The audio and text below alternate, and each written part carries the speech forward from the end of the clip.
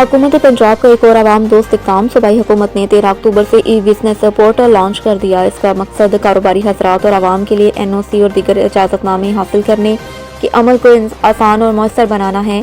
Commissioner Sahiwal division doctor Asif Tufail की ज़ेर सदारत ई बिजनेस पोर्टल के हवाले से इजलास कमिश्नर ऑफिस साहिवाल में मुनक्किद हुआ, जिसमें deputy commissioner Shahid Mahmood, ADCG Niaz Ahmed Mughal, मुतल्लिका अफसरान ने शिरकत की। इजलास में बताया गया कि सूबाई हुकूमत से मुतल्लिका तमाम सर्विसेज अब एक ही पोर्टल पर दस्तयाब होंगी, जिससे आवाम को दफातर के बेजार चक्रों से निजात मिलेगी।